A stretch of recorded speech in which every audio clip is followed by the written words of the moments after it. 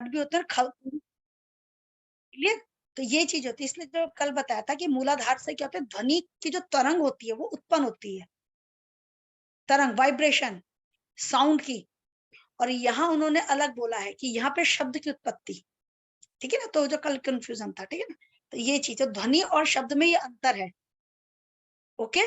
तो ध्वनि माने साउंड, साउंड की खत्म नहीं होगा, साउंड तो खाली जगह आती है, जैसे हवा चलती है तो भी एक साउंड आती है। तो साउंड कहीं ना कहीं अव्यक्त है, वो छुपा है, वो समाप्त नहीं होता। लेकिन जो शब्द है, जो मैं बोल रही हूँ शब्द है, तो शब्द ये उत्पन्न भी होते हैं, नष्ट भी होते हैं। तो क्लियर। फिर कल जो मैंने बताया था कि देखो होलिस्टिक, उसमें जो हेल्थ का कैसे मैनेज करेंगे, क्या होता है, मतलब शारीरिक मानसिक बीमारियां आध्यात्मिक, और कैसे सही करना है। तो कल मैंने देखो घेरन संहिता के हिसाब से भी समझाया था कि हम शारीरिक बीमारियों को कैसे दूर करेंगे, जैसे षटकर्मों के द्वारा और आसनों के द्वारा, ठीक है ना। तो ये दोष, तो ये भी क्या करते हैं, हमें रोग मुक्त करते हैं शरीर को, और फिर क्या करते हैं, रोग मुक्त शरीर की रक्षा करते हैं, जो योग का उद्देश्य होता है। फिर मैंने बताया था कि जैसे हम वो क्या करते हैं, प्रत्याहार क्या करता है, मन को एकाग्र करता है, ठीक है ना।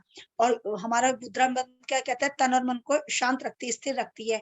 और प्रत्याहार से मन और अंतर्मुखी होने लगता है, एकाग्र होने लगता है, मन में नियंत्रण आने लगता है। प्राणायाम मन को साधता है, तो मानसिक है। और ध्यान और समाधि क्या होता है, ये आध्यात्मिक स्तर का हमें वो, वो मिलता है, हेल्थ जो मिलती है आध्यात्मिक लेवल की, स्पिरिचुअल पावर जो होती है हेल्थ की, वो हमें इनके द्वारा मिलती है, जो मैंने कल घेरन संहिता के हिसाब से बताया।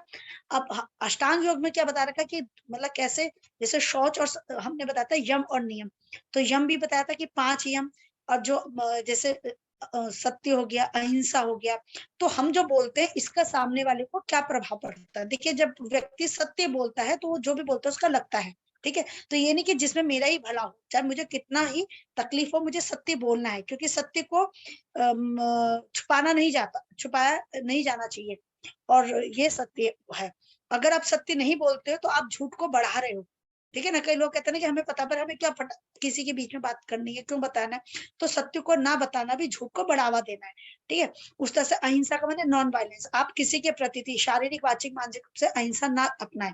अहिंसा को अपनाने से क्या होता है कि किसी के साथ आपकी दुश्मनी नहीं रहती। जो भी व्यक्ति आपके संपर्क में आता है, धीरे धीरे वो जितना भी गुस्से वाला होता है, उसका जो व्यवहार होता है आपके प्रति, आपके साथ आने से, आपके पास आने से धीरे धीरे उसमें भी क्रोध जो होता है, किसी भी तरह का अहिंसा होती है, वो भी शांत होने लगता है। इस्ते का चोरी करना होता है, अस्ते मैंने चोरी ना करना। किसी भी की भी वस्तु को सिर्फ शरीर से ही उठाना नहीं, मन में भी किसी के प्रति, किसी की चीजों को लेने की चाह रखना, किसी की चीजों के प्रति आसक्ति रखना, उसको पाने की चाह रखना भी एक तरह से स्तेय होता है। तो हम अधसतयति चोरी करना, तो हमें किसी के प्रति भी, किसी के भी सामान को शारीरिक से, मानसिक रूप से और वाचिक रूप से नहीं लेना चाहना चाहिए। जैसे हम कभी बात करते नहीं, यार उसकी जैकेट बहुत अच्छी लग रही, तो मन हो रहा है कि वैसी जैकेट ले ली जाए, तो नहीं रखना, जो उसका है उसका है। तो किसी के भी सामान के प्रति सिर्फ लेन हाथ से ही नहीं एक्शन करना, मन और विचारों से भी एक्शन ना करना, तो शांत रहना, तो इसे कहते हैं चोरी ना करना। अगर व्यक्ति हमेशा जो उसके पास है उसमें ही रहता है, कितना भी अभाव हो, तो क्या होता है कि धीरे धीरे उसके कार्य संपन्न होने लगते हैं, उसको किसी चीज की जरूरत, मतलब कमी नहीं रहती, ठीक है। तो उसके कार्य सिद्ध हो जाते हैं, पूर्ण हो जाते हैं। अपने घर का मतलब होता है जरूरत से ज्यादा कलेक्ट, जो है जितना है हमारे लिए सफिशिएंट है। क्योंकि व्यक्ति ज्यादा चाहने की लालच में क्या करता है कि अपना जो सुकून होता है खर्च कर लेता है। तो अपने घर में, परिग्रह मैंने कलेक्ट करना, अपने घर में कलेक्ट ना करना, जो आपके पास है उसी में अपने आप को एडजस्ट करना, ठीक है। तो ये चीज बोल रखा है। ब्रह्मचर्य भी मैंने बता दिया, ब्रह्म का आचरण करना, यानी ब्रह्म यानी आत्मा को जानने के हेतु कार्य करना। ब्रह्मचर्य मतलब सेलिबेसी, शरीर की लास्ट धातु को शरीर में धारण करना, क्लियर। अब आता है शौच। तो जो अब कहते हैं जो ये व्रत क्या होता है, अगर हम इसको करें, व्यक्ति जब ये सब जब करता है ना, तो एक तो होता है कि मुझे किसी विशेष समय में नहीं करना है अहिंसा, या विशेष समय में मैं अपरिग्रह नहीं करूंगा, या विशेष समय में मैं असत्य नहीं बोलूंगा, तो ये तो नॉर्मली, लेकिन वो ये व्रत है। लेकिन कि मैं किसी भी स्थिति में अहिंसा नहीं करूंगा, किसी भी स्थिति में मैं अस्तेय नहीं करूंगा, किसी भी स्थिति में मैं सत्य का त्याग नहीं करूंगा, किसी भी स्थिति में अपरिग्रह नहीं करूंगा, किसी भी स्थिति में ब्रह्मचर्य का ही पालन करूंगा, तो ये महाव्रत में चेंज हो जाते हैं, क्लियर। जैसे कई लोग कहते हैं ना कि हम विशेष, जैसे आजकल नवमी चल रही है, कई लोग कहते हैं कि हम नवरात्रों में हम मांस नहीं खाते, तो सिर्फ एक विशेष समय पे ही नहीं ना, बाकी तो आप खा रहे, तो हर स्थिति परिस्थिति में हमेशा में इन चीजों का त्याग करना ही महाव्रत के अंतर्गत आ जाता। तो समझ आ इतनी बात क्लियर हो रहा? हाँ जी, क्लियर हो रहा? मतलब कैसी भी स्थिति हो, कोई भी दिन हो, कोई विषय, हमेशा मैं सत्य का पालन करूंगा, हमेशा मैं अहिंसा का पालन करूंगा, हमेशा मैं ब्रह्मचर्य का पालन करूंगा, हमेशा मैं अपरिग्रह का पालन करूंगा। तो ये, और हमेशा ही मैं अस्तेय यानी कि कोई भी पदार्थ की चोरी नहीं करूंगा, इसको महाव्रत कहा जाता है। और कहते हैं जब इस व्रत का पालन होता है, जो व्यक्ति होता है, जो साधक होता है, उसके मन में धीरे धीरे क्या लगता है, ठहराव आने लगता है, मन स्थिर होने लगता है। ठीक है, तो मन जो भटकता है दाएं बाएं, धीरे धीरे वो स्थिर होने लगता है, क्योंकि उसे पता है कि मैंने महाव्रत ले लिया है। जैसे भीष्म पितामह ने महाव्रत किया था ना कि मैं आजीवन किसका पालन करूंगा, ब्रह्मचर्य का पालन करूंगा, कैसे, तो मन जो होता है भटकने से बच जाता है।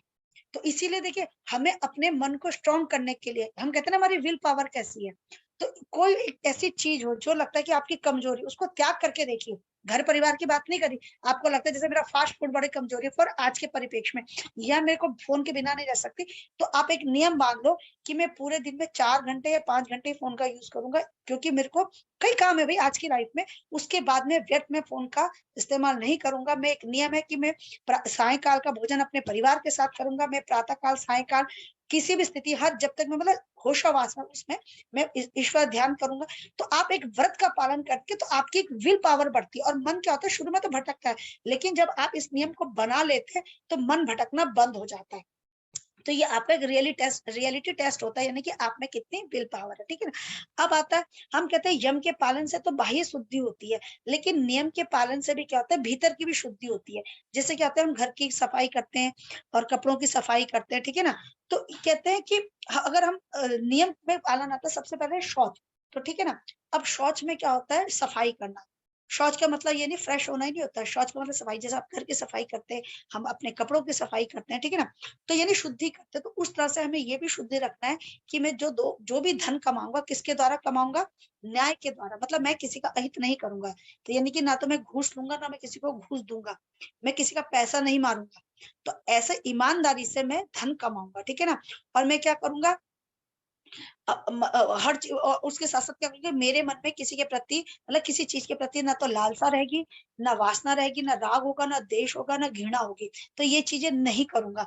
और और साथ साथ में क्या करूंगा कि मैं सबके साथ एक मैत्री भाव का वो बनाऊंगा, तालमेल बनाऊंगा। ठीक है, तो मेरे लिए आज से मेरे मन में किसी के लिए ना नफरत है, ना बहुत ज्यादा मोह है। द्वेष का मतलब होता है कि जो चीज हमें पसंद नहीं आती, जिसके विचार पसंद नहीं आते, हम उससे थोड़ा गुस्सा होने लगते हैं। तो अगर मुझे किसी के विचार नहीं पसंद आए तो मैं शांत रहूंगा, मैं उसके प्रति कोई भी नाराजगी व्यक्त नहीं करूंगा। सबके अपने अपने विचार है। तो ऐसा ये भी शौच है। शौच एक तो होता है ना मानसिक शौच, यानी कि ऐसी चीजों का त्याग करना, तो ये भी शौच है, शारीरिक रूप से, वाचिक रूप से और मानसिक रूप से। ठीक है, मैं किसी के प्रति बुरे विचार नहीं रखूंगा, किसी की बात गलत बोलता है तो उसे बड़े प्यार से समझाऊंगा, उसके बाद वो नहीं समझता तो मैं कहूंगा चल भैया, मुझे तेरी बात को बुरी, मतलब मैं इग्नोर कर दूंगा, मैं अपनी तरफ से कोई भी रिएक्शन नहीं दूंगा। तो ये शौच के अंतर्गत आता है, ठीक है ना। तो ये इससे क्या होता है, ऐसा करने से जो हमारी, जो होता है ना कि जैसे कोई हमें कुछ बोलते हैं, हमें प्रोवोक हो जाते हैं, गुस्सा हो जाते हैं, तो जो हम ये जब इस शौच का पालन करने लग जाते हैं, शारीरिक रूप से, वाचिक रूप से, मानसिक रूप से, तो हमारा मन क्या होता है, शांत होने लगता है। ठीक है, तो इसको कहते हैं हम शौच। अब आता है उसके बाद इन्होंने क्या बोला कि, और अब क्या आता है हमारा, हम करेंगे संतोष। संतोष का मतलब क्या होता है कि जैसे मैंने बताया कि मतलब शौच के द्वारा क्या फायदा होता है कि जो हमारी अंतःकरण की शुद्धि होती है, अंतःकरण की शुद्धि होने के कारण कहता है हमारा मन प्रसन्न रहता है। जब मुझे कई बार आपने देखा ना कि कोई कुछ भी बोल रहा, किसी के बारे में उल्टा सीधा बोल रहा, जो सुनता कहता है इसको बोलने दो ना, तो मैं इसकी बातों से मुझे कोई इफेक्ट ही नहीं हो रहा है, ये जो कर रहा अपना ही नुकसान कर रहा है, ज्यादा गुस्से में बोल रहा, अपनी एनर्जी खर्च कर रहा, अपनी जबान खर्च कर रहा, मेरा क्या लेना देना। तो यानी वो अपने आप में स्थिर रहता, तो ऐसा व्यक्ति प्रसन्न रहता है, उसका चित्त एकाग्र रहता है, यानी कि उसकी इंद्रियां उसके वश में, यानी कि वो सुन ही नहीं रहा है वो क्या बोल रहा है क्या नहीं बोल रहा है, तो यानी इंद्रियां उसके वश में है मन के एकाग्र होने से। ठीक है, तो ये चीज उन्होंने कहा कि इसके कारण क्या होता है कि अंतःकरण की शुद्धि होती है शौच के द्वारा, और आंतरिक शुद्धि होने से कहता है मन हमेशा अच्छे अच्छे कार्यों को करता है और अच्छे अच्छे कार्यों में उसका मन लगा रहता है। अब आता है संतोष। देखो संतोष यानी सेटिस्फाइड, सेटिस्फाइड मीन्स मतलब गरीब कौन है इस दुनिया में जिसकी इच्छाएं अनंत है, भाई जिसकी इच्छा अनंत है वो तो सबसे बड़ा दुनिया में गरीब है, चाहे टाटा बिरला अंबानी हो, और जिसकी इच्छा सीमित है वो दुनिया में सबसे बड़ा धनवान। जैसे पुराने लोग कहते ना कि जितनी अपनी चादर हो उसी में पैर रखना चाहिए, तो कई लोग सोचते थे हमें अपनी हाइट के हिसाब से, लंबाई चौड़ाई के हिसाब से चादर लेनी चाहिए। इट मीन्स व्हाट, कि जो आपके पास है आप उसमें ही संतुष्ट रहिए, तृप्त रहिए, खुश रहिए। और ज्यादा चाहने, जब हम ज्यादा चाह पाने लगते हैं, यानी कि हमें ये भी चाहिए, ये भी चाहिए, ये भी चाहिए, जब हमारी बहुत सारी इच्छाएं होती है तो क्या होता है, व्यक्ति बहुत ज्यादा परिश्रम करता है, बहुत ज्यादा अपनी एनर्जी खर्च करता है, और उससे भी क्या, तो जब ज्यादा एनर्जी खर्च होती है व्यक्ति चिड़चिड़ा होता है, गुस्से में आ जाता है। तो इसलिए कहते हैं कि अध्यात्म में वो व्यक्ति सुखी है जिसके पास जितना है वो उस भोग को बड़ी आराम से, बड़े खुशी खुशी उन वस्तुओं का भोग करता है। इस दुनिया में दुख का कारण क्या है, जो उसके पास है उससे खुश नहीं है, जो उसके पास नहीं है उसके कारण दुखी है। तो जो व्यक्ति उसके पास जो है वो उसी में संतुष्ट रहे, खुश रहे, प्रसन्न रहे, तो उससे बड़ा तो संतोषी व्यक्ति है ही नहीं। और जो संतोषी है वही सुख है, ठीक है ना। तो हम कहते हैं कि दुखों का कारण ही क्या है, लालसा है, तृष्णा है, वासना है। तो इन दुखों का नाश कैसे होगा, कहते हैं कि जो आपके पास है उसमें प्रसन्न रहिए, खुश रहिए, उसका उपयोग करिए। तो इसको कहते हैं सुख, संतोष। तो कहते हैं ना, जहां संतोष है वहीं सभी सुख है, जहां असंतोष है वही दुख का कारण है। तो समझ आ गए। तो यानी कि जो चीज आपके पास, एक तो अपनी इच्छाओं का सीमित रखिए, ठीक है, अनंत इच्छाएं मत रखिए, लिमिटेड, जो आपकी आवश्यकता है वो आपको सरलता से पूरी हो जाती है। फॉर एन एग्जाम्पल, लॉकडाउन था तो जितना भी था हमारी आवश्यकताएं पूरी हो गई थी, ऐसा कोई था कि जो बेचारा नहीं, सबको आराम से खाना मिल रहा था। तो अब उसमें इस लॉकडाउन ने क्या दिखा दिया कि हमारे जीवन के लिए हमारे पास पर्याप्त चीजें हैं, लेकिन हम ज्यादा चाह पाने की चाह में हम क्या करते हैं, भागते दौड़ते, हम दुख का कारण, हम दुखों को प्राप्त करते हैं। अर्थात हमारे पास जो हमारे लिए सफिशिएंट है, और जब सफिशिएंट है इसमें खुश रहिए, आनंदित रहिए, तो ये संतोष है, ठीक है ना। तो कहते हैं कि जब हमें मतलब संतोष की प्राप्ति होती है तो हमें कहते हैं अध्यात्म की प्राप्ति होती है, ठीक है। तो एक सुख सुख मिलता है। तो ये चीज उन्होंने बता रहा। अब तब का मतलब क्या होता है कि जो योग, जैसे आप फॉर एन एग्जांपल, जैसे आप स्टूडेंट है, स्टूडेंट के समय आप देखो लाइफ को, जो चाहे मैरिड हो चाहे अनमैरिड हो, तो स्टूडेंट लाइफ में आप एक साधना करें, पढ़ाई, तो उस साधना करते समय आपकी लाइफ में कुछ आपके हर्डल आएंगे, परेशानी आएगी, कि जब आप कुछ पढ़ रहे हो एग्जाम के लिए, शायद एक हफ्ते पहले आपके पास मेहमान आ जाए, अब चिड़चिड़ाहट नहीं करना। तो यानी कि आप अपना पढ़ाई के लिए भी समय दीजिए, आप अपने मेहमानों को भी समय दीजिए, अच्छे ढंग से, चिड़चिड़ नहीं करना। तो यह मैंने एग्जांपल एज अ पारिवारिक दिया। लेकिन योग साधना में कहते हैं कि जब हम योग साधना करते हैं तो उस समय क्या होता है, विपरीत परिस्थितियां आती है। तो उस विपरीत परिस्थितियों में भी अपने मन को शांत रखते हुए उस स्थिति में एडजस्ट करना, उस स्थिति के अनुकूल अपने तन और मन को सामंजस्य बिठाना, तो इसको कहते हैं तप। अब ऐसा करने से क्या होता है, चाहे योगी, तो योगी का मतलब जो योग करता है, जो आप पढ़ रहे हैं तो ये भी साधक है, जो यूपीएससी आईएएस की तैयारी करते हैं, आईपीएस की करते हैं, पीसीएस की करते हैं, जो भी कंपटीशन, तो भी तक साधना है। और साधना में क्या होता है, परेशानियां आती ही आती हैं। तो जो भी साधक है उसको अपनी साधना में जो भी परेशानियां आए, उस परेशानियों को अपने तन और मन में प्रभाव नहीं डालने देना है, और अपनी साधना में आगे ही बढ़ते रहना है, बिना विचलित हुए, बिना परेशान हुए। तो ऐसा करने से क्या होता है, तन और मन की शुद्धि हो जाती है, दोष दूर होते हैं। क्योंकि अगर हम योग की बात करें तो तन और मन के जो सारे दोष हो जाते हैं वो दूर हो जाते हैं। तो कहते हैं ऐसी स्थितियों को बड़े धैर्य के साथ, पेशेंस के साथ सहन करना ही तप है, ठीक है। तो एक चीज है, और जब हम तप करते तो ऐसा तप करते हुए धीरे धीरे क्या होता है कि हमारा जो शरीर होता है, इंद्रियां होती है, साधक के वश में आने लगता है, यानी कि विपरीत परिस्थितियां उसको परेशान नहीं करती। ओके, इतनी बात समझ आ गई, आगे चलो, ठीक है ना। तब का मतलब होता है विपरीत परिस्थितियों के लिए अपने आप को तैयार रखना, सक्षम रखना, ओके, विचलित ना होना। योग की बात करेंगे तो योग साधना, अदरवाइज साधना तो आप चाहे खाना बनाने की हो, चाहे अपने परिवार के चलाने की हो, कोई सी भी क्षेत्र की हो, तो अपने कार्य को ईमानदारी से करना, विपरीत परिस्थितियों के लिए तैयार रहना, उसमें परेशान ना होना। ओके, अब आता है स्वाध्याय, स्वयं का अध्ययन करना और यह शास्त्र का अध्ययन करना। अब कहते हैं जब हम स्वाध्याय करते हैं, स्वयं का अध्ययन, मेरे पे अच्छाई क्या है, मेरे पे बुराई क्या है, सबसे पहले हमारे एक्सेप्ट करना कि मेरे में जो ये कमियां हैं, जो गलतियां, उसको मुझे निकालना है। क्योंकि जब तक कमियां नहीं निकलेगी, मेरे नेगेटिव थॉट नहीं निकलेंगे, वो जगह खाली नहीं होगी, तब तक अच्छे थॉट से वो भरा नहीं जाएगा। ठीक है। तो स्वयं का अध्ययन करना और शास्त्र का अध्ययन करना। तो स्वयं के अध्ययन में हमें जो जितनी भी नकारात्मकता होती है, जितनी भी नेगेटिविटी होती है, उसको एक्सेप्ट करो, उसको निकालिए। जब वो पूरी तरह से निकल जाए, फिर हमारी जो अच्छाई है उसके बारे में सोचो, प्लस पॉइंट सोचो, और क्या क्या अच्छा हो सकता है उसको बढ़ाते रहो।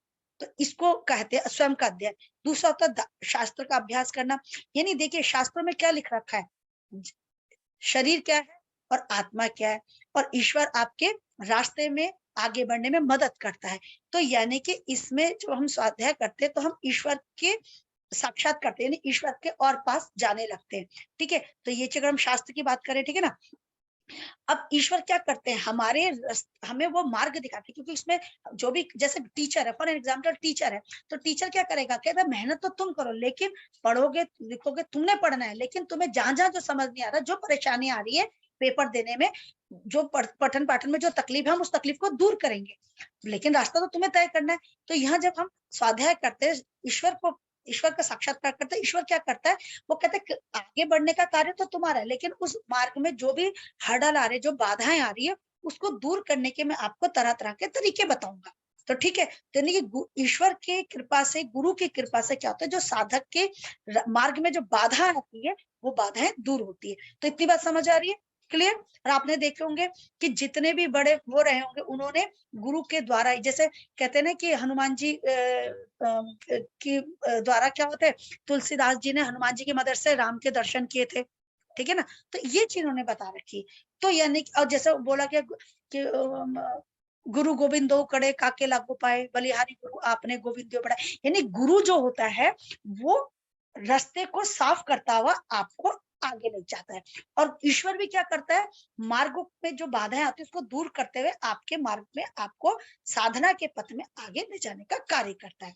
तो ये अब कहते हैं ना, जो आप ईश्वर के प्रति जब आप पूरा छोड़ देते हो, तो ईश्वर क्या करता है, आपके दुखों को दूर करने के लिए 100 तरीके बताते हैं, खुद को ही आता है दूर करने के लिए, ताकि आप उन तरीकों से अपने जो कष्टों को दूर कर सके। अब आता है ईश्वर प्राणिधान। ईश्वर प्राणिधान का मतलब क्या होता है, पूरी तरह से ईश्वर के प्रति समर्पित हो जाना। ईश्वर के प्रति समर्पित का मतलब क्या है, यानी कि खाना मतलब घर के जो काम छोड़ दे ईश्वर, यानी कि आप जो भी कार्य हो रहा है वो सब कुछ ईश्वर के प्रति समर्पित कर दिया, कि जो मैं खाना बना रही हूँ ये ईश्वर के लिए बना रही हूँ, या मैं ये कार्य कर रही हूँ ये इसके लिए कर रही हूँ। यानी कि आप परिवार में जिसका भी कार्य कर रहे हैं, ये ईश्वर का एक तरह से ईश्वर के प्रति समर्पित है, यानी ईश्वर ने मुझे ये करने को कहा है। तो उसके द्वारा जो भी आपको सुख मिलता है, दुख मिलता है, ठीक है, जो भी कष्ट मिलता है, वो आप ईश्वर का प्रसाद समझते हैं। यानी कि उसमें क्या होता है, आप किसी के प्रति नाराजगी नहीं रखते। अगर जैसे होता है ना, हम बीमार पड़ जाते हैं, हम कहते हैं भगवान ने हमें बीमार कर दिया, लेकिन ईश्वर प्राणिधान में क्या होता है कि हम निष्काम कर्म से जो भी कार्य करते हैं, ईश्वर के ऊपर छोड़ते हुए करते हैं। कहते हैं जो भी ईश्वर देगा वो सब ईश्वर की मर्जी है। तो इस टाइप से हम कार्य करते हैं। ठीक है ना। तो ये चीज है। अब इसमें क्या होता है कि जब हम वो ईश्वर प्राणिधान करते हैं, एक तरह से समाधि की तरह है, कि जो भी है समाधि की तरह भी क्या कहूँ, हम किसी के प्रति वो नहीं रखते, नाराजगी नहीं रखते। ये चीज उन्होंने कहा, यानी कि इसमें जो हमारे मन में जो विचार आते हैं, बुरे विचार, वो भी नष्ट हो जाते हैं, क्योंकि जो कार्य किया है ईश्वर के प्रति समर्पित किया है, जो भी फल मिला ईश्वर ने दिया है, तो हम उसको बिना किसी सोच के, बिना किसी विचार लाए उसको एक्सेप्ट कर लेते, और हम किसी पे दोष नहीं देते। तो ये चीज उन्होंने यहाँ पे बता रखी है। तो इसलिए कहते हैं यम नियम के पालन में ईश्वर की ईश्वर को समर्पण, ईश्वर के में शरण में जाना बहुत जरूरी है। ठीक है। तो ये चीज बता रखा है। तो आपका हमारा यम नियम कंप्लीट हुआ। अब आता हमारा आसन। तो स्थिर सुखम आसन, जो हमारा की देखा होगा कि सेकंड साधन पाठ में है और 46 है, यानी स्थिर रहना है, बिना हिले डुले, और सुखपूर्वक रहना है। ठीक है। यानी कि position in which you feel comfortable in a long time, यानी लंबे समय तक स्थिरता के साथ और सुख के साथ जिसमें बैठा जाए, जिसमें रहा जाए, वही आसन है। ठीक है। अगर हम अगर देखिए, अगर हम घेरन संहिता की बात करें या हम हठ प्रदीपिका की बात करें, उसमें कई आसन ऐसे जो शारीरिक जो कष्टों को दूर करने के लिए होते हैं। अगर मैं अकॉर्डिंग टू पतंजल योग सूत्र की बात करूं, तो यहाँ जो मेन उद्देश्य हर उसका है कि उद्देश्य है मोक्ष को प्राप्त करना। तो यहाँ जैसे उन्होंने बोला, सुखासन बहुत उत्तम होता है, सिद्धासन उत्तम होता है, पद्मासन उत्तम होता है। क्यों होता है? क्योंकि इसमें आप ध्यान लगा सकते हैं, यानी आप ध्यान लगा के समाधि की स्थिति को प्राप्त कर सकते हैं। तो यह चीज उन्होंने बता रखा है। अब कहते हैं जब हम आसन करते हैं, जैसे मैंने हठ योग प्रदीपिका में कहा या गहन संहिता में था, कि आसनों के द्वारा हम शरीर के दोषों को दूर करते हैं। ठीक है ना। अब इन्होंने कहा जब हम आसन करते हैं तो आसनों से क्या होती है, जो हमारी वृत्तियां होती है, चित्त की वृत्ति, वृत्ति का मतलब बाहर की तरफ भागना, ठीक है ना, मन जो चंचल होता है दाएं बाएं जाता है, तो उसमें ठहराव आने लगता है। तो ठहराव आने से क्या लगता है कि हम जो भी स्थिति में बैठते हैं लंबे समय तक बैठ पाते हैं। जैसे ध्यान में क्या होता है, अगर आप ध्यान में, जैसे फॉर एन एग्जांपल, अगर आप पूजा में बैठते हो, अगर आजकल कई लोग आधा आधा एक एक घंटा पूजा करते हैं, अगर वो पद्मासन में बैठते हैं तो थोड़ी देर बाद क्या होता है, प्रैक्टिस नहीं होने के कारण उनके पैरों में दर्द होने लगता है, घुटनों में दर्द होने लगता है, कमर में दर्द होने लग जाता है। क्यों? क्योंकि प्रैक्टिस में नहीं है। तो आसन के जो अभ्यास करने से कमर गर्दन सीधी रहनी चाहिए। तो लगातार अभ्यास करने रहने से क्या होता है कि हम लंबे समय तक बैठ पाते हैं। क्यों बैठ पाते हैं? क्योंकि मन के एकाग्र होने से वृत्तियां भी बाहर की तरफ जाना रुक जाती है। तो ये बता रखा। ओके, अब कहते हैं कि जब हम बिना हिले डुले एक समय एक आसन में लंबे समय तक रहते हैं तो हमारा क्या होता है, ध्यान एकाग्र होने लगता है। ठीक है, तो ध्यान का मतलब क्या है कि ध्यान यानी चित्त एक जगह लगने लगता है। तो चित्त के एक जगह कब लगेगा? जब शरीर में कहीं तकलीफ, मन जब हमारा एकाग्र होगा और हमारे शरीर में कहीं कोई तकलीफ महसूस नहीं होगी। तो ये चीज उन्होंने बता रखा, और हम लंबे समय तक एक स्थिति में रह सकेंगे। ठीक है, हमारा ध्यान लगने लगेगा। यही आसन सिद्धि। और आसन सिद्धि में क्या होता है कि सर्दी का, गर्मी का, ठीक है ना, भूख का, प्यास का इत्यादि जो भी द्वंद होते हैं वो नष्ट हो जाते हैं। ठीक है, अदरवाइज क्या होता है कि अगर हम लंबे समय तक बैठेंगे, कहते हैं ये सिद्धि का फल होता है। जो द्वंद होते हैं, द्वंद माने धूप, गर्मी, सर्दी, भूख, प्यास, ठीक है ना, तो ये द्वंद के नष्ट हो जाने पे क्या होता है कि हमारा मन एक जगह एकाग्र होने लगता है, हमारी चेतना एक जगह एकाग्र होने लगता है। और जब मन एक जगह एकाग्र होने लगता है तो अगर हमें उस स्थिति में कोई मच्छर भी काट ले, कोई चींटी भी काट ले, तो हमें पता ही नहीं चलता। ठीक है, तो इसी इसी चीज को उन्होंने क्या कहा है कि ये छोटे छोटे जो आघातों से अनुभव नहीं होते, तो यही आसन सिद्धि का फल है। तो ये क्या बता रहा है, आपका मन इतना स्थिर हो गया, मन के जो विचार थे दाएं बाएं जाने बंद हो गए, मन एक जगह एकाग्र हो गया, जिससे क्या हो रहा है, आप अपने ध्यान की और आगे आगे जाने के लिए सफल हो रहे हैं। ठीक है ना। अब आता 49 में आता प्राणायाम। ठीक है, अब देखिए प्राणायाम का मतलब लोग सोचते हैं जबरदस्ती सांस को रोकना, जबरदस्ती सांस को छोड़ना। नहीं, प्राणायाम का सिंपल मतलब होता है श्वास और प्रश्वास की गति का रुक जाना। जैसे कि अगर हम बताते हैं कि क्या होता है कि सांस लेते हुए को हम अगर योग की भाषा में कहें पूरक होता है, सांस को रोकना कुंभक और श्वास को छोड़ना रेचक। ठीक है ना। अब ये कहते हैं, और इन प्राणों का जब हमारा आसन से क्या होता है, मन एकाग्र होता है, प्राणायाम के द्वारा क्या होता है, मन सधने लगता है। ठीक है, चले वाते चले चित्ते निश्चल निश्चले भवे, यानी वायु के चलने से चित्त भी चंचल हो रहा है। ठीक है ना। तो अब कहते हैं कि इसके द्वारा क्या होता है, जब मन सधने लगता है तो मन जिसका सध जाए, जिसका प्राण सध जाए, तो एकाग्रता होने से क्या होता है कि इंद्रियां भी एक जगह एकाग्र होने लगती है। और वो व्यक्ति, जैसे पहले बताया गया, जिस व्यक्ति का जितना मन चंचल है उसकी इंद्रियां चंचल होगी। जिस व्यक्ति की जितनी इंद्रियां चंचल है, विषयों की तरफ भागती है, वो व्यक्ति जल्दी मृत्यु को प्राप्त करता है। आप कितना भी देख लीजिए, जैसे गुड़ में मक्खी आके चिपक जाती है, मृत्यु का कारण बनती है। पतंगा दीपक की तरफ आता है, जल के नष्ट हो जाता है। तो उन्होंने कहा कि प्राणायाम में क्या होता है, मन को साधने की एक प्रक्रिया है। ठीक है, यानी मन के साथ साथ तन और मन के साथ ये प्राणों को भी क्या करता है, मतलब शांत करता है। संबंध प्राणों के साथ होने के कारण मन भी शांत होता है। अब इसमें भी चार बता रखे, बाह्य, बाह्य अभ्यंतर स्तंभ वृत्ति। ठीक है ना। बाह्य का मतलब है जब आपने श्वास को लिया और श्वास को छोड़ा, जब आप रेचक करके होल्ड करते हो उसको कहते हैं बाह्य, बाह्य। ठीक है ना। अभ्यंतर माने जब श्वास को लिया और अंदर ही सांस को रोक के रखा तो उसको कहते हैं अभ्यंतर। स्तंभ का मतलब होता है जैसे सुई में धागा डालते हैं, आपको नहीं पता ना कि वो अंदर गया है कि बाहर जाके आपने रोका है। आपने क्या हुआ शिप्रा सैनी जी, सुई में धागा डालते हो, सुई में धागा डालते हो, तो आप जब धागा डालते हो तो आप सांस रोक के डालते हो ना। Yes ma'am. है नहीं, तो आपको नहीं पता कि आपने सांस रोकी है कि सांस ली है। तो स्तंभ वृत्ति का मतलब होता है आपको नहीं पता कि श्वास प्रश्वास के चलते समय जहां वहीं रुक जाना, स्तंभ वृत्ति। जैसे आप किसी को निशाना मारते हो, अगर बंदूक आपके निशाना करते हो तो आपको भी नहीं पता, सांस रोक ली जाती है ताकि मूवमेंट ना हो। उस तरह से सुई में धागा डालते हो तो आप सांस रोकते हो।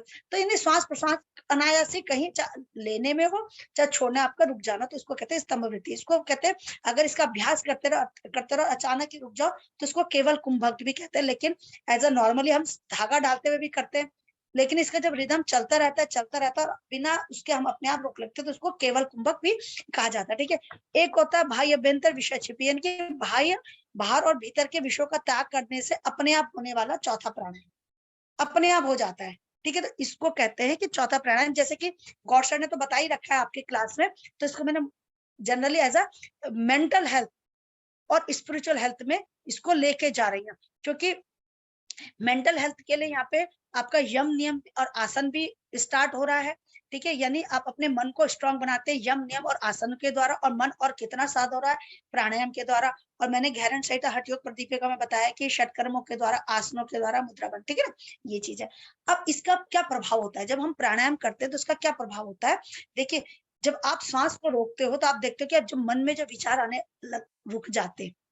जब मन में विचार नहीं होता तो एक शून्य की स्थिति होती है। तो कहते हैं ऐसा करने से क्या होता है, तत् क्षेत्र प्रकाश आवरण, यानी कि प्रकाश में आया हुआ आवरण जो होता है वो नष्ट हो जाता है। अब ये आवरण किसका था? अज्ञानता क्या था। अब अज्ञानता के कारण क्या होता है, व्यक्ति किसमें फंसा रहता है? अहंकार में फंसा रहता है, वासना में फंसा रहता है, तृष्णा आदि में फंसा रहता है। ठीक है ना, क्योंकि इसमें क्यों फंसा रहता है? क्योंकि प्रकृति के 3 गुण होते हैं, रज तम सत, इसके कारण ही व्यक्ति में ये जो गुण उत्पन्न होने लगते हैं, लोभ के, माया के, ठीक है ना, ये सब गुण उत्पन्न होने लगते हैं। अब कहते हैं जब हम प्राणायाम सिद्ध, मतलब प्राणायाम हम करते हैं, प्राणायाम जब सिद्ध होने लगता है, प्राणायाम के अभ्यास से हम कह सकते हैं कि ये जो होता है, ये मतलब अब हम कहेंगे ना कि ये अज्ञानता नष्ट हो जाती है। अहंकार की अज्ञानता होगी, वासना की अज्ञानता होगी, तृष्णा की अज्ञानता होगी, ये नष्ट हो जाती है।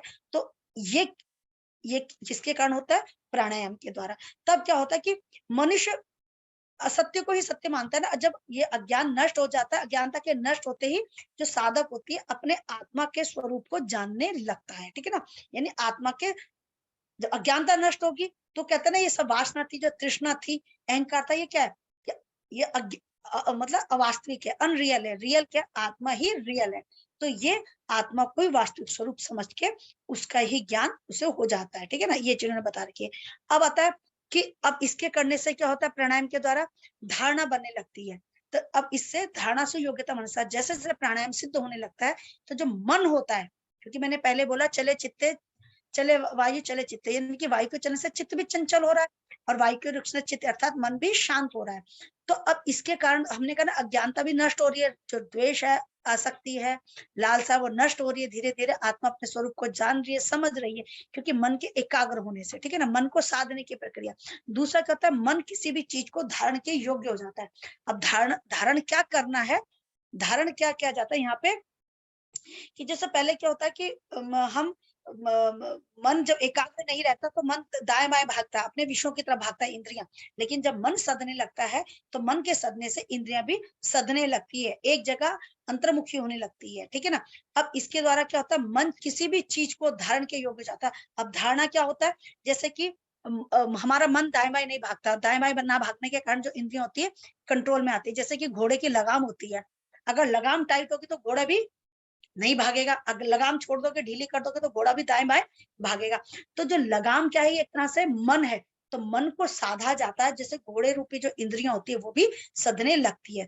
तब मन किसी भी चीज को धारण करने के योग्य हो जाता है। मन के एकाग्र होने से इंद्रियां भी शांत होने लगती है, और मन किसी भी वस्तु में, किसी भी चीज में, किसी भी उसमें मन जो चित्त है स्थिर होने लगता है। वो मन चाहे आपका ईश्वर के प्रति स्थिर होने लगे या आपका गुरु के प्रति स्थिर होने लगे, तो यहाँ इन्होंने ये चीज बता रखा है। क्लियर? अब जैसे क्या होता है ना, अगर मन यानी कि जो इसके द्वारा हम कह सकते हैं कि प्राणायाम के द्वारा जो मन जो होता है साधक के वश में हो जाता है, ना कि साधक मन के वश में होता है। जैसे अभी आजकल हमारे जहाँ हम रह रहे हैं उत्तराखंड में, तो बारिश थी, तो कई लोगों का बारिश के समय क्या होता है मन, कि गरम गरम समोसे खाने, चाय पीनी है। ठीक है, किसी ने कहा नहीं नहीं पढ़ाई नहीं करनी है, चलो आज वहां चलते हैं, घूमने चलते हैं, रिकॉर्डिंग सुन लेंगे। तो मन किसके ऊपर हावी हो गया? साधक के वश में, व्यक्ति के ऊपर हावी हो गया।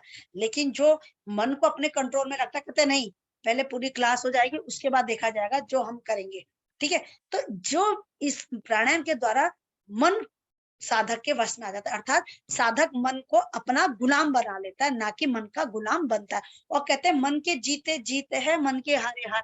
जिसने मन को जीत लिया, जिसका मन उसके हाथ में है, तो उस व्यक्ति को कोई भी नहीं हरा सकता। ये ध्यान रखिएगा। तो ये चीज बता रखा। अब आता है हमारा अष्टांग योग में जो पांचवा है प्रत्याहार। प्रत्याहार में क्या होता है, चित्त की वृत्तियां जो होती है, जो भी चित्त की जो वृत्तियां होती है वो इंद्रियां और शरीर के द्वारा ही माध्यम से कार्य करती है। अब इसमें क्या कहते हैं, जब मन साधने लगता है तो इंद्रियां भी क्या होती है, अंतर्मुखी होने लगती है, ठीक है ना। अब प्रत्याहार का मतलब है नॉन अटैचमेंट, यानी इंद्रियां अपने विषयों का त्याग कर रही है। यानी आंख देखने, अब ये नहीं देखने का मतलब होता है कि हर चीज को नहीं देखती, उसको वही चीज देखनी जो लायक है। अब फॉर एन एग्जाम्पल, जैसे आप चल रहे हो, कई बार क्या होता है मैं क्या बोलना चाहती हूँ वो समझ नहीं आता। जैसे फॉर आप बाजार जा रहे हैं, आपको कहीं जाना है, तो जाने के लिए आपको आंखें खुली रखनी पड़ेगी ना, तो आपको अपना रास्ता देखना है। रास्ता देखना, कहीं गड्ढे तो नहीं आ रहे, कहीं कोई जानवर तो नहीं आ रहा, बस इतना देखना और कुछ नहीं। तो यानी आपका जो चलने का मार्ग है सही होना चाहिए। उसी तरह से कई लोग जाते जाते देखते हैं ये क्या कर रहा है, वो कैसा पहन रहा है, उसने क्या कपड़ा पहन रखा है, वो किस स्टाइल से चल रहा है, तो वो आंख का एक दूसरा कार्य हो जाता है, ठीक है।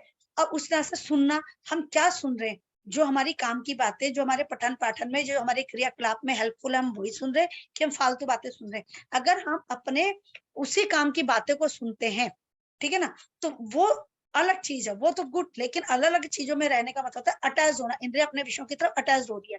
तो प्रत्याहार में क्या होता है कि इंद्रियां अंतर्मुखी होने लगती है, वो बाह्य जगत की तरफ ना जाके अंतर्मुखी होने लगती है। यानी कि जो आकर्षण होता है बाहर की तरफ जाना मन का, वो आकर्षण जब खत्म हो जाता है तो इंद्रियां भी अंतर्मुखी होने लगती है। वो अंदर ही, वो जहाँ है, जैसा है, जिस स्थिति में है, वो उसी सुख का आनंद करने लगती है। जैसे लॉकडाउन में होता, कई लोगों को घर बड़ा अच्छा लग रहा था और कई लोगों को अकेलापन अच्छा नहीं लग रहा था। किन्हें नहीं लग रहा था, जो बहुत बाहर घूमता फिरता था, लेकिन जो घर में एकांत में रहता था उसे एकांत अच्छा लगा।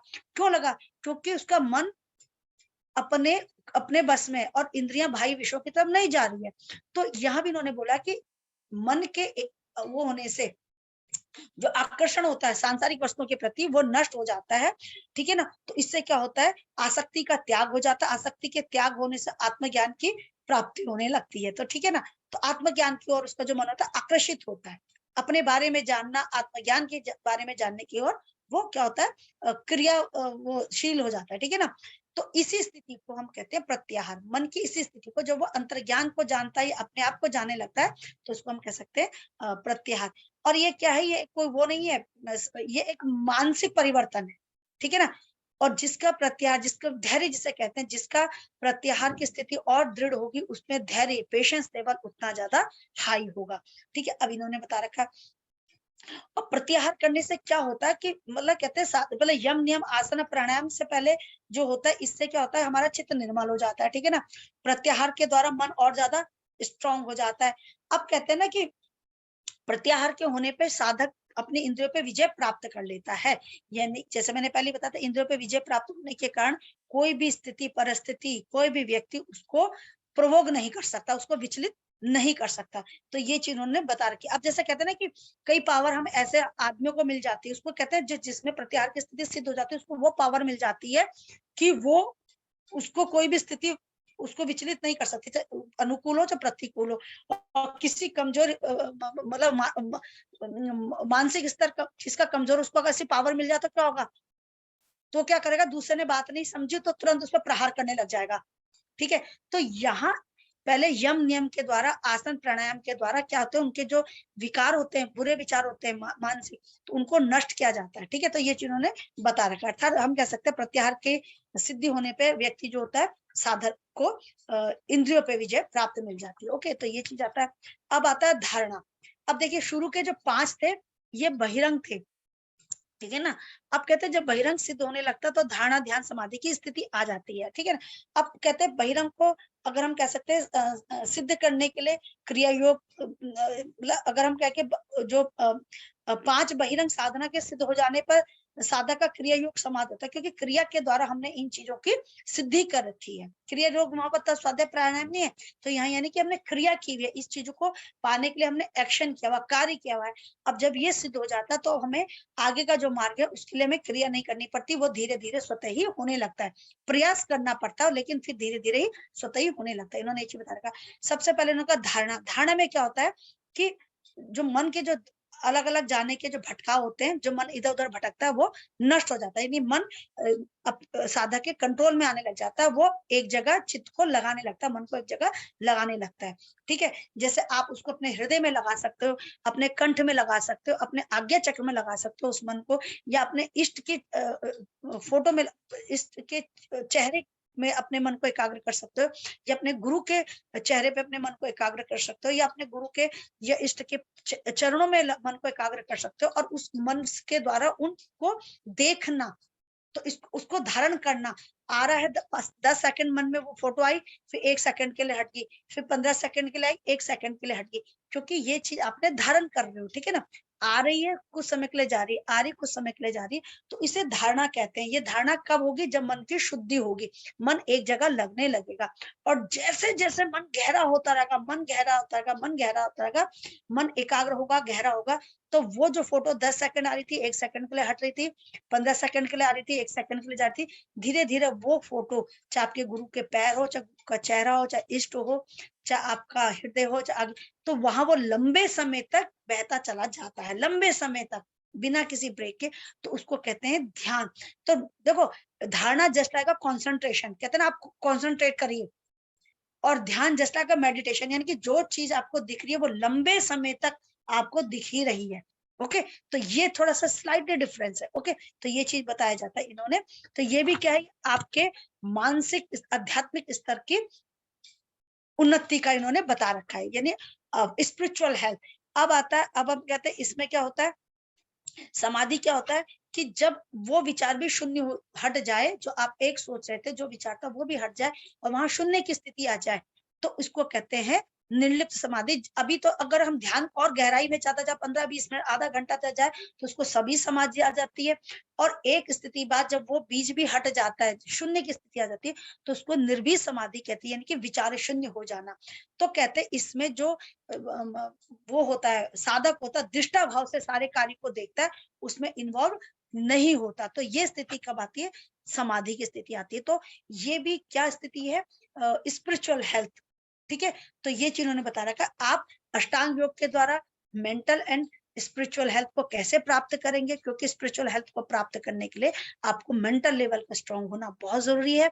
और दूसरे मैंने षटकर्म और आपके गहरण संहिता के अनुसार और हठ प्रदीपिका के साथ बताया था कि शारीरिक शुद्धि हम कैसे करेंगे। आसनों से भी शुद्धि होती है, नहीं कहती आसन, जो अदर आसन है वो तो दोषों को दूर करते हैं, लेकिन ध्यान के लिए हमारा जो सिद्धासन हो गया, हमारा पद्मासन हो गया, सुखासन, ये ध्यान के लिए बताया गया। तो जितना मैंने बताया, ये आपके जो आपका था ना कि कैसे हम शरीर को रोग, अगर हमारे शरीर में रोग है तो रोग कैसे हटाएंगे, और रोग मुक्त शरीर की हम रक्षा कैसे करेंगे। तो जो ये पूरा इसमें मैंने आपके अष्टांग योग में मेंटल एंड स्पिरिचुअल हेल्थ को लिया, और इस मेंटल स्पिरिचुअल हेल्थ से पहले मैंने गहरण संहिता के अनुसार और हठ प्रदीपिका के साथ बताते कि षटकर्म के द्वारा और आसनों के द्वारा कैसे हम अपने शरीर को स्वस्थ रखेंगे। और साथ ही साथ होता है आहार। आहार कैसा होना चाहिए, कि आहार का भी वर्णन है कि जैसे कहते हैं आहार क्या, जो इंद्रियों के द्वारा तृप्त हो, जो इंद्रियों के द्वारा ग्रहण किया जाए, उसे आहार कहा जाता है। जैसे मिता आहार, मित माने संतुलित, आहार माने भोजन, संतुलित भोजन। जैसे श्रीमद् भगवत गीता में भी कहा है कि योग ना तो ज्यादा भोजन करने वालों के लिए, ना कम भोजन करने वालों के लिए, ना ज्यादा सोने वालों के लिए, ना कम सोने वालों के लिए, ना ज्यादा बोलने वालों के लिए, ना कम बोलने वालों के लिए, यानी कि बैलेंस। तो भोजन कैसा होना चाहिए? तो ऐसा होना चाहिए जो ना ज्यादा हो ना कम हो। तो भोजन को भी इन्होंने क्लासिफिकेशन कर रखा है। जैसे आहार का जो क्लासिफिकेशन है, मात्रा के दृष्टिकोण से, गुणवत्ता के दृष्टिकोण से, और मनस्थिति के दृष्टिकोण से। अगर हम कहते हैं कि मात्रा के दृष्टिकोण से, मात्रा के दृष्टिकोण मतलब हम जैसे कहते हैं ना कि नॉर्मली लोग कहते हैं कि अपने भूख का आधा भोजन करना चाहिए, कहा जाता है, नहीं कहा जाता? यानी कि आपके पेट के 4 भाग है, 2 भाग भोजन होना चाहिए, 1 भाग जल, 1 भाग वायु, यानी कि आपको फास्ट फूड नहीं खाना, ऐसा भोजन खाना जिसमें पानी भी हो, दाल खिचड़ी इस टाइप की, ये सब्जी ऐसी हो, जैसे उन्होंने बता रखा कि भोजन हल्का होना चाहिए, सुपाच्य होना चाहिए। तो ऐसा भोजन खाना चाहिए। दो अपने स्टमक का 2 कोष भोजन का लेना चाहिए, 1 भोग पानी का लेना चाहिए। अगर आपको पानी की जरूरत पड़ेगी 1-2 पी लो, और 1 कोष जो होता है पेट का खाली रखना चाहिए, कि जब भोजन का पाचन होता है चारों कोष भर जाते हैं। ठीक है, तो और भोजन को चबा चबा के करना चाहिए। और अब इस टाइप से उन्होंने बता रखा है। और अपने स्वाद नहीं अपने स्वास्थ्य के दृष्टिकोण से करना चाहिए, देह प्रकृति के अनुसार करना चाहिए, देश काल के हिसाब से करना चाहिए। जैसे सपोज आपकी जो कफ प्रधान शरीर है तो आपको अम्ल रस का प्रयोग, सॉरी मधुर रस का प्रयोग कम करना चाहिए, क्योंकि मधुर भी क्या करता है, कफ को बढ़ाता है। ठीक है, तो उस तरह से अपने भोजन में हल्का सा क्या सुनते तिक्त होना चाहिए, लवण, क्योंकि ये कफ को निकालता है। ऐसा नहीं कि बहुत बहुत बहुत कम, और हल्का हल्का भोजन लेना चाहिए, क्योंकि कफ के कारण पता हमारी जठराग्नि प्रदीप्त नहीं होती, तो हल्का हल्का भोजन करना चाहिए ताकि वो सरलता से कम अग्नि में डाइजेस्ट होने लगे। ओके, ये चीज उन्होंने बता रखी है। और उसी तरह से आता है कि गुणवत्ता, गुणवत्ता का मतलब होता है कि कैसा होना चाहिए, पथ्य और अपथ्य। पथ्य यानी कि जो सरलता से पच जाए, ठीक है। फिर वही है कि पथ्य में क्या होता है कि और अपथ्य माने जो सरलता से नहीं पचता। इसमें भी क्या है, जैसे फॉर एन एग्जाम्पल किसी की जठराग्नि कम होती है, अग्नि मंद है, तो उसको सात्विक कम अग्नि वाला भोजन खाना चाहिए, जिसको पाचन में ज्यादा अग्नि की जरूरत ना हो, ना तो बाहर अग्नि की जरूरत पड़े, ना शरीर के अंदर अग्नि की ज्यादा जरूरत पड़े, तो ऐसा भोजन सरलता से पच जाता है। ठीक है, ये चीज है। अब जो पित्त, जिसकी अग्नि ज्यादा बढ़ी हुई हो, तो उसको भोजन कैसा लेना चाहिए, तो उसको गरिष्ठ भोजन लेना चाहिए, ताकि वो अग्नि उसके भोजन के पाचन में समय ले सके। और जिनकी अग्नि जठराग्नि प्रदीप्त होती है, अगर वो हल्का खाना खाएगा तो क्या होगा, खाने का पाचन जल्दी हो जाएगा, वो अग्नि शरीर की धातु को नष्ट करेगी। तो पथ्य में ये भी आता है कि अग्नि को, और अग्नि को शांत करने के लिए बहुत से उपाय हैं कि हर थोड़ी देर में आपको पानी पीते रहना चाहिए ताकि अग्नि आपकी प्रदीप्त ना हो। ठीक है, तो ये चीज भी आता है। और उसके हिसाब से पथ्य ये भी हो गया। और अपथ्य माने जो सरलता से जिसका पाचन ना हो। और अपथ्य में ये भी आता है संयोग, जैसे कहते हैं ना, मछली और दूध नहीं लेना चाहिए, मूली और दही नहीं लेनी चाहिए, बता रखा ना, खट्टा और मीठा नहीं लेना चाहिए, तो संयोग विरुद्ध भोजन नहीं लेने चाहिए। जैसे होता है कि तांबे के बर्तन में समान मात्रा में रखा हुआ शहद और घी, तो ऐसा भी भोजन नहीं लेना चाहिए। तो ये हमेशा ध्यान रखना है कि हमें अपथ्य और जो संयोग विरुद्ध भोजन है कभी भी अपने भोजन में नहीं लेना चाहिए। देखो आजकल एक फैशन बन गया है, हम शेक लेते हैं, banana shake, mango shake, stuff, ये नहीं है। दूध को कभी फल के साथ नहीं लिया जाता, ठीक है, वो तो लेने लग गए, तो ये चीज अलग है, गलत है। तो भोजन, फल अलग और दूध अलग, क्लियर। तो ये हमारी गुणवत्ता होगी। अब आता मन स्थिति, हमें भोजन अपने शरीर के अंदर स्थित देवता को प्रसन्न रखने के लिए, खुश रखने के लिए करना चाहिए। अगर फॉर एन एग्जाम्पल मेरे शरीर के अंदर राक्षस बैठा हुआ है, तो राक्षस कैसा खाना खाएगा भाई, नॉनवेज खाएगा, मसालेदार खाएगा, चटपटा खाएगा, तो उसी इस हिसाब से भोजन। अगर मेरे घर, मेरे शरीर के अंदर, मैं कहती सत्व गुण के राजा है, देवता है, तो मैं सत्व गुण वाले तो भोजन खाऊंगी, सात्विक भोजन खाऊंगी।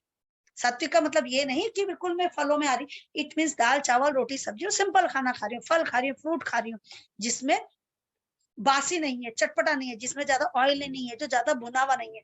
क्यों खा रही हूँ, क्योंकि मैं अपने शरीर के अंदर स्थित देवता को प्रसन्न करने के लिए खा रही हूँ। मेरे शरीर के अंदर मैंने कौन से देवता को स्थान दिया हुआ है, जो सत्व गुण के राजा हैं, ठीक है ना। तो वैसे देवता को, राक्षस को बैठाओगे तो भैया देखो, यहाँ मेरे ये यहाँ मतलब क्या है कि आप अपने शरीर के अंदर स्थित देवता को प्रसन्न करने के लिए भोजन खाइए, ना कि स्वाद के लिए। तो देवता बैठा रखे तो सत्व गुण के, तो अच्छा भोजन, बिना मसाले वाला, बार बार भूनने वाला नहीं होना चाहिए कि बासी खाना हुआ तो बार बार उसको गर्म करके खा रहे हैं, मसाले बहुत भून रहे हैं, बहुत ऑयली है, बहुत ज्यादा आग में पका है, तो इससे क्या होगा, स्वाद तो मिलेगा लेकिन जो उसकी न्यूट्रिशनल वैल्यू होगी वो नष्ट हो जाएगी। जब न्यूट्रिशनल वैल्यू नष्ट हो जाएगी तो पेट तो भर जाएगा लेकिन शरीर को पोषक तत्व नहीं मिलेंगे। और आज की डेट में जो जितनी भी जो न्यूट्रिशनल जितनी भी प्रॉब्लम आ रही है उसका कारण ही यही है।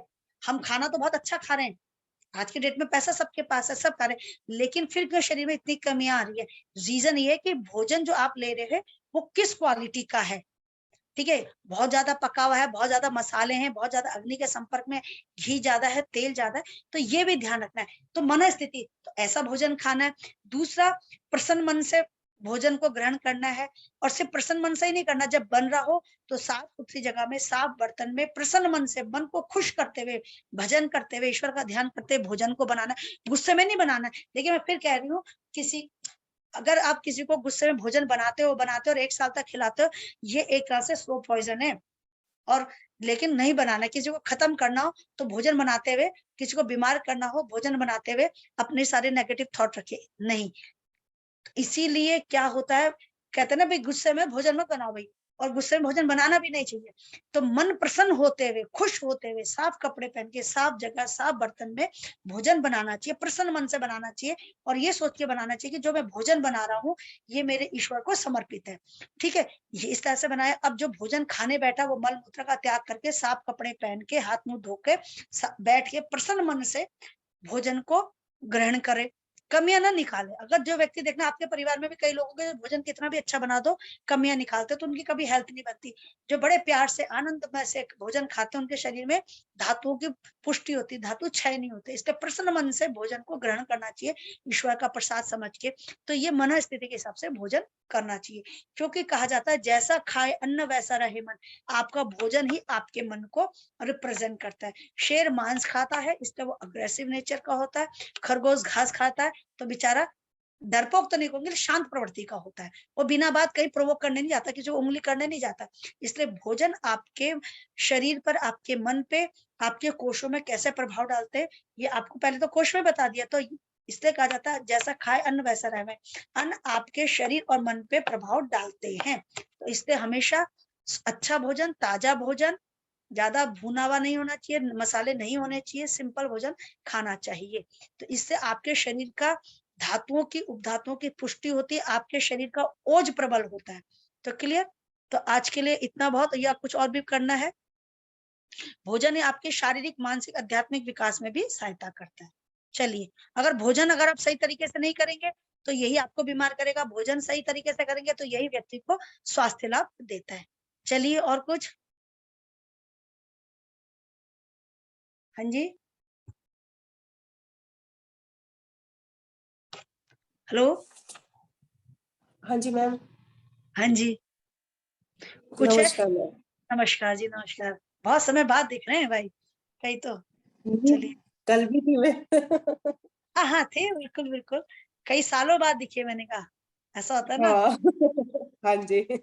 चलिए, तो देखिए, जो मेरा टॉपिक था लास्ट वाला, इसको मैंने आहार के द्वारा भी समझाया, इसको मैंने उसमें गहरन संहिता और हर प्रदीपिका के हिसाब से भी समझाया, शारीरिक और मानसिक और अष्टांग योग के हिसाब से बताया कि हम शारीरिक, मानसिक और आध्यात्मिक लाभ, अध्यात्म मतलब रोगों को कैसे दूर कर सकते हैं और कैसे हम लाभ प्राप्त कर सकते हैं। देखिए, आज की डेट में क्या होता है, हम मन में तरह तरह की जो विकृतियां हैं वो क्यों है?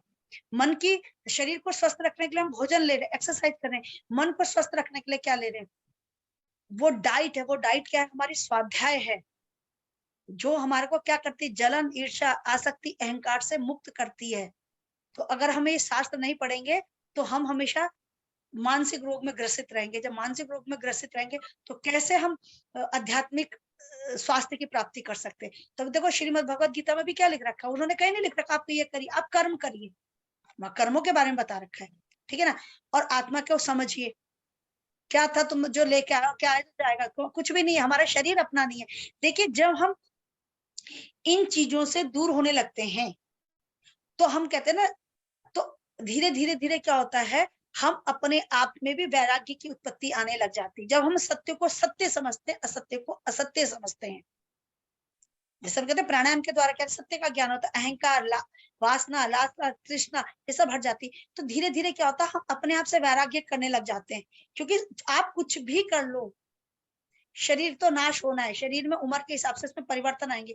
तो ये वैराग्य की स्थिति आने लगती है, यानी कि हम अपने शरीर से भी लगाव रखना बंद कर देते हैं, मोह रखना बंद करते हैं। मोह प्रेम में अंतर होता है। मोह क्यों नहीं रखते भाई? प्रेम इसलिए रखते हैं क्योंकि हमें मोक्ष के लिए ये शरीर तो हेल्प करेगा।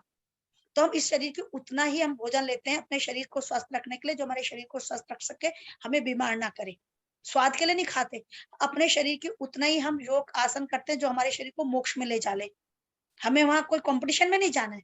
तो यानी कि हम प्रेम किस लिए करते हैं? मोक्ष में ले जाने के लिए, मोक्ष को जानने के लिए, अध्यात्म को जानने के लिए। और मोह का मतलब क्या होता है? अरे नहीं, धूप में जाएंगे तो काले हो जाएंगे।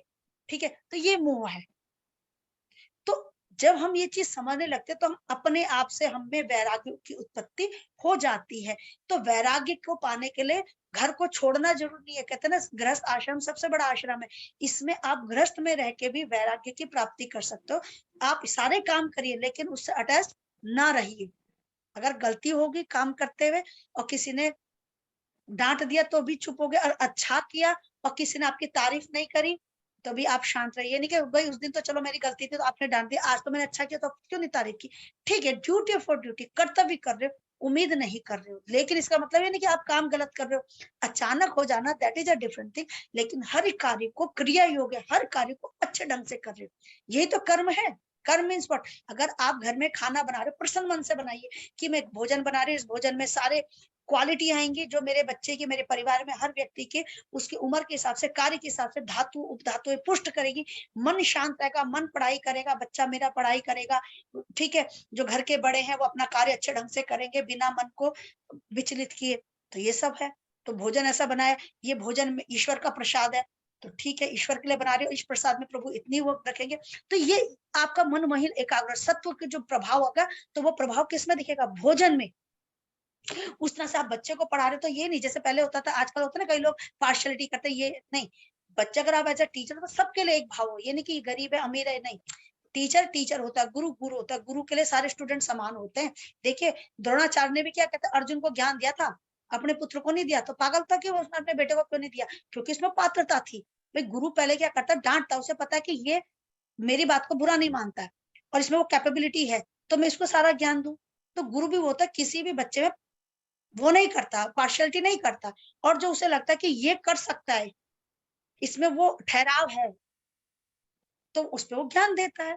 तो गुरु ये होना चाहिए। तभी कहते हैं, और किसी भी कार्य में, अगर आप डॉक्टर हो तो ये नहीं सबके लिए, अगर आज एज डॉक्टर कार्य करते हो तो आपके जहाँ हॉस्पिटल जहाँ आप कार्य करते हैं, आपके लिए सारे रोगी एक जैसे, सबको स्वस्थ रखना, खुश रखना, प्रसन्न रखना, ये आपकी जिम्मेदारी। यही तो कर्म योग है। तो ये कब आएगा? जब आपका मन एकाग्र होगा, मन शांत होगा। तो ये चीजें बताते हैं। नहीं तो आज की डेट में हर हर फील्ड में क्या होता है, पैसा पैसा पैसा। जैसे मैंने बताया था, संतोष अपनी, हमारी जो आवश्यकता होती है हमारे कम प्रयास से वो पूरी हो जाती है, लेकिन जो जोड़ने की जो चाह है वो व्यक्ति को परेशान करती है, उसी कारण व्यक्ति परेशान रहता है।